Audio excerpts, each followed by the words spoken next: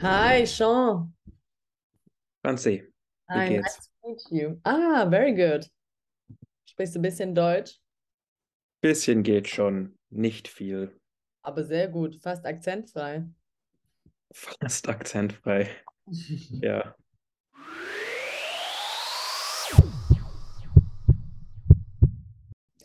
Jetzt ist natürlich die erste Frage, wie geht's dir zurzeit? Also, wie ist, wie sieht's aus mit dem Prozess? Ich habe alles Mögliche bei dir verfolgt und bin gespannt aufs Update. Ja, wie geht's mir? Äh, Meistens gut, obwohl wir jetzt schon im 6. Jahr sind. Wir Wow. warten 5 Jahre seit der ersten Verhaftung.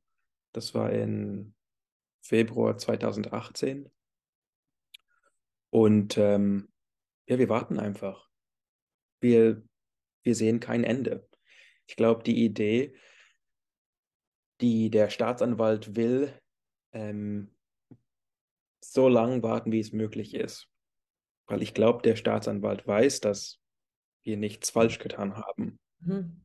Und das Gericht wird es auch bestimmt auch so sehen. Und deswegen ist es besser, wenn wir warten müssen. Das Weil heißt, die das nicht wissen, ob wir schuldig sind oder nicht, heißt, dass andere Gruppen, andere Search and Rescue Organisationen halt nicht arbeiten können. Wir haben alle Angst. Und das ist das richtige Risiko daran. ist das auch deine größte Angst oder was ist überhaupt deine größte Angst jetzt bei der ganzen Geschichte?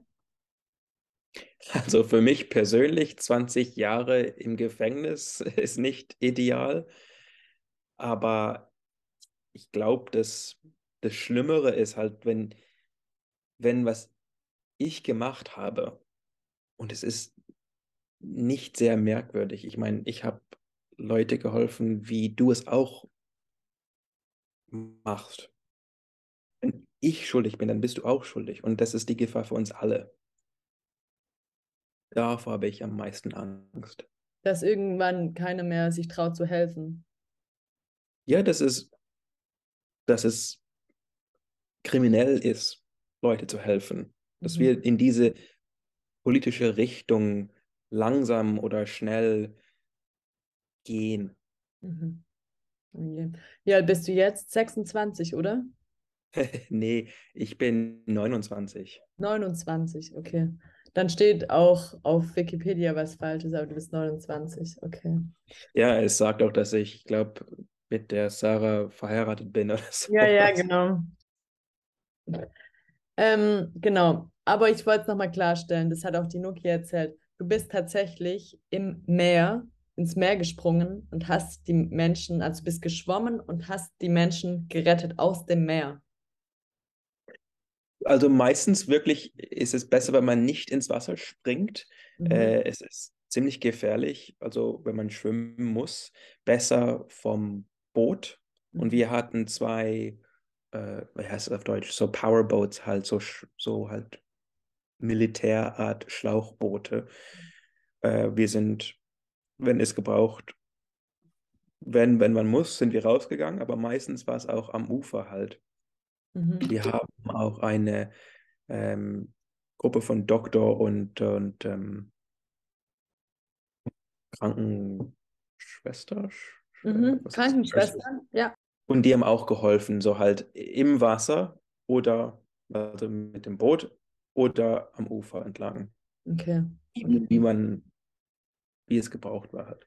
Aber ihr seid tatsächlich dahin geschwommen und habt sie quasi vor dem Ertrinken gerettet. Ja, hingefahren, würde ich sagen, mit dem Boot. Okay. Man springt wirklich nicht ins Wasser, wenn man es vermeiden kann, wenn man es Ja, nicht ja. machen muss. Okay. Okay. Und das ist ja wirklich, also du riskierst dein Leben für andere Menschen. Also wie viel hast du schon gerettet in deinem Leben? Hast du Oh, deine... das kann ich dir wirklich nicht sagen. Und ich würde, ehrlich gesagt, niemanden habe ich gerettet. Ich meine, man muss, man muss wirklich immer wieder sagen, dass die meisten, die Flüchtlinge sind, die haben so schlimme Sachen überlebt. Und ich habe halt geholfen, so in das Ich, kleinste Stück. Ich glaube, ich weiß nicht, wirklich nicht viel. Meistens war ich am Ufer zwischen Mitternacht und 7 Uhr morgens mit Flaschen Wasser und First Aid Kits und habe mhm. einfach gewartet. Meistens habe ich wirklich nichts gemacht. Die Organisation sagt, dass wir in den Jahren, wo wir da waren, 50.000 Leute gerettet haben. Es ist falsch. Ich meine, da ist so, ich glaube, so ein Druck, dass Organisationen erleben oder haben, wo sie so tun, als ob sie jeden retten, weil es hilft halt mit Klar. Donations und alles. Aber meistens haben wir wirklich nicht viel gemacht. Das heißt nicht, dass es nicht wichtig ist, weil wenn jemand in Gefahr ist oder ertrinkt, dann muss man da sein. Aber ehrlich gesagt, ist er nicht diese Helden oder Retter, wie man sich es vorstellt. Was mich halt interessiert ist, was genau bewegt dich? Du musst ja so eine krasse intrinsische Motivation haben oder so eine große Motivation haben, dass du sagst, okay, dafür riskiere ich quasi mein eigenes Leben, meine 20er, meine 30er, 40er. Also hätte ich das gewusst, bin ich mir nicht so sicher, dass ich Okay. ähm, als Freiwilliger in Lesbos Leute helfen würde. Aber jetzt, dass es passiert ist, würde ich es wieder tun? Das kann ich dir wirklich nicht sagen. Meiner Meinung nach, wie du schon erwähnt hast, was wir gemacht haben, ist nicht illegal. Jeder würde es tun. Stell dir vor, du bist auf der Straßenseite und da war ein Unfall und da liegt jemand auf dem Boden.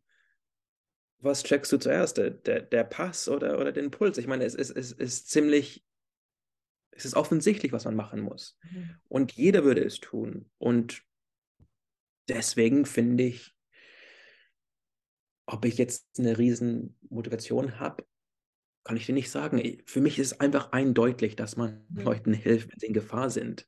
Mhm. Und okay, ich bin in Irland groß geworden und ist auf der anderen Seite Europas und bin ich verantwortlich, was in Griechenland passiert. Man könnte sagen, eher nicht, aber weil es sind europäische EU-Policies halt, die Grenzen zumachen, die das Ozean gefährlich machen, da bin ich auch verantwortlich. Haben was da zu sagen. Mhm. Es Interessant. passiert in unseren Namen.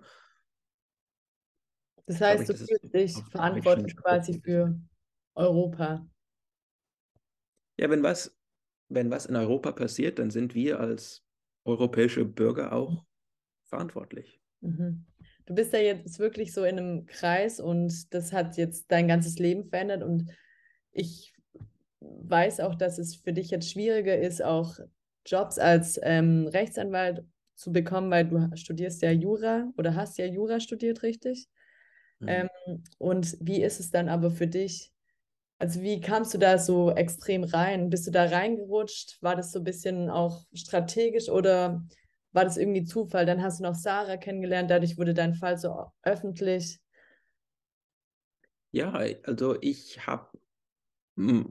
meine Masterarbeit war in ähm, europäische Sicherheit und Verteidigung Mhm. Policy. Mhm. Und in der Zeit habe ich gelernt halt, dass die EU als, als Response zu der Migrantenkrise, der sogenannte Migrantenkrise, ist, die Grenzen zuzumachen Mhm. und Mhm. das Überleben schwerer zu machen für Leute, die Krieg flüchten. Mhm. Und ich habe das so verstanden und gleichzeitig hatte ich in meiner Kindheit Search and Rescue Training gemacht im Atlantik und habe viel in, mit Booten, also ich war öfter auf einem Boot Mhm. und habe so dadurch auch ein paar Skills gehabt. Mhm. Und die zwei Sachen habe ich dann zusammengebracht und habe gedacht, okay, Volunteering auf Lesbos ist das Mhm. Sichtliche für mich. Wenigstens für ein paar Monaten bin ich hingegangen. Und dann nach 2 Monaten ist Nasos Karakizos, der war in der Zeit, er ist jetzt ein Kollege von mir, Ja. auch ein Defendant im Prozess, der war der Koordinator von Search and Rescue, ist weggegangen und da war plötzlich niemand da. Und ich habe gesagt, guck, ich kann bleiben, bis man jemand anderes findet, der diese Role machen kann. Mhm. Wir haben niemanden gefunden für fast ein Jahr und deswegen war ich dort.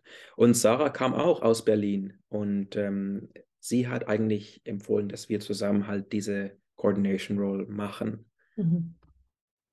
Okay, wow. Und dann kamst du ja relativ schnell ins Gefängnis auch, 106 Tage. Wie war die Zeit da, also mit Klasse, Mördern? würde ich wirklich empfehlen. Ist auf einer griechischen Insel, ist heiß, das Essen ist okay. Nee, es war schrecklich. Es war wirklich schlimm. Ähm, ja, man ist halt im Gefängnis und obwohl man nicht schuldig ist, ist man Mhm. in der Zelle mit Mörder, mit halt kriminelle Leute. Und Ja. es ist, es ist schlimm auf mehrere Ebenen. Auf der ersten so halt, dass ich in Griechenland, ein europäischer Staat, im Gefängnis bin, weil ich europäische Gesetze sagen, wir machen müssen, war so, ähm, es hat wirklich so wehgetan. Mhm. Also halt so Die political and Unfairheit. social pain. Ja, ja. Ja, halt und so hypocritical. Mhm. Und dann auf der anderen Ebene war es halt so physically schlimm. Da war, was ist Parasites auf Deutsch? Habe ich keine Ahnung. Halt. Parasiten. Ja. Und nicht genug zum Essen und Leute waren aggressiv und ja, also wie man sich es vorstellt halt. Und Und ja, es waren nur über 100 Tage, aber trotzdem, ich würde gerne wieder nicht hin. mhm. Würdest du sagen, das Gefängnis hat dich als Person auch verändert? Ich glaube, ich bin immer noch sehr naiv, ähm, hoffnungsvoll vielleicht, Mhm. kann man das so sagen. Aber ja, bin ich anders? Ich weiß es eigentlich gar nicht. Ich war, es hat wirklich getestet, so halt meine Human Rights Mhm. getestet. Ich war in der Zelle mit einem, der mir erzählte, der kam aus Irak. Er und Gruppe Jungs haben ein kongolesischer Flüchtling, also erstochen, so 6-mal. Es war wirklich schrecklich. Und ich war mit denen in der Zelle und er hat mir zugegeben, dass er der Neffe ist von Abu Bakr al-Baghdadi. Der war mal der Leader von ISIS Mhm. in Okay. Irak. Und da sofort habe ich gedacht, du, dieser Mann ist schlimm. Also Mhm. mit dem ich in der Zelle war, der ist schlimm und der hat kein Recht in Europa zu sein. Und ja, plötzlich habe ich gedacht, was bin, bin ich wirklich so menschenrechtsoffen, dass auch er nicht ertrinken muss? Das frage ich mich auch. Also, das ist meine Frage. Würdest du ihn vor dem Ertrinken retten? Weil in einem anderen Interview hast du gesagt, ja, jeder muss gerettet werden, egal auch ob Mörder. Aber wenn du seine Geschichte kennst und weißt, er hat schon andere umgebracht und zeigt vielleicht auch wenig Reue, würdest du ihn vor dem Ertrinken retten? Ich habe lang drüber nachgedacht, aber am Ende habe ich gedacht, ja, natürlich würde ich ihm helfen. Okay. Niemand soll ertrinken. Es spielt keine Rolle. Und die Entscheidung kann man nicht im Wasser treffen. Da ist ein Unterschied. Jetzt aber noch ganz kurz, wie sieht wie sehen deine Zukunftspläne aus? Also wie blickst du in die Zukunft? Optimistisch oder jetzt auch, was alles abgeht in der Welt? Wie bist du gestimmt? Da ist eine Gefahr, dass die falsche Entscheidung getroffen wird und dann fängt fast alles wieder von vorne an. Und es ist teuer und sehr stressig und nicht gut. Mhm. Aber ich habe trotzdem die Hoffnung und ich bin mir ziemlich sicher, dass wir nichts falsch gemacht haben, dass wir alles richtig getan haben und deswegen sollte das Supreme Court auch die richtige Entscheidung treffen. Für mich persönlich, ja, also das Warten heißt, dass, wie du gesagt hast schon, es ist schwer, einen Job zu bekommen, eine Familie anzufangen. Aber ich arbeite jetzt, Gott sei Dank, in einen Job, den mir wirklich gefällt. Mhm. Ich bin Forscher mit NYU, das ist eine Universität in New York, und auch hier in London mit Justice. Mhm. Ähm, und forsche oder research halt Criminal Law, Mhm. Human Rights und Security Policy. Also genau Das dein gefällt Ding. Mhm. genau. Ja, da hast du wahrscheinlich deinen Platz so ein bisschen auf der Welt gefunden auch, oder? Ja, ich meine, so ganz ehrlich, obwohl es alles jetzt nicht gut war, die letzten 5 Jahren, hoffe ich, dass, obwohl es nicht gut war, obwohl es auch noch ganz schlecht werden kann, hoffe ich, dass ich das Beste draus machen kann. Und Mhm. hoffentlich sind manche Türen jetzt auch plötzlich offen, die nicht vorher offen waren. Mhm. Wow, ja.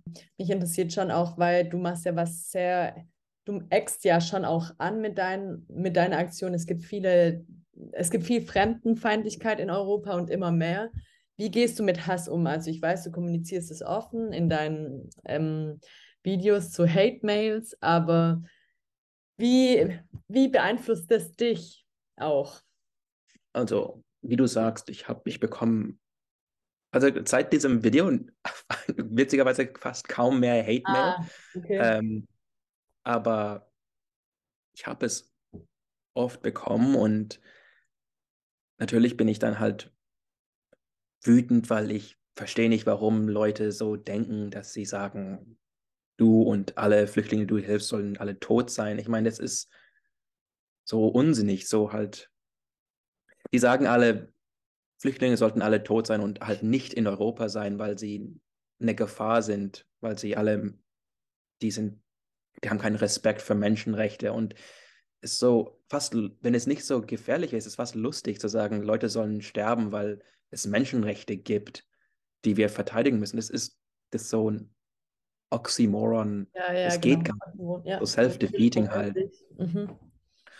Und aber gleichzeitig glaube ich, dass Leute, die solche Sachen sagen, die sagen es, weil sie sind wütend, ja, rassistisch öfter, aber auch Angst haben Mhm. und halt, wenn man das so sieht, dann kann man auch verstehen oder man kann probieren zu verstehen, warum sie Angst haben, also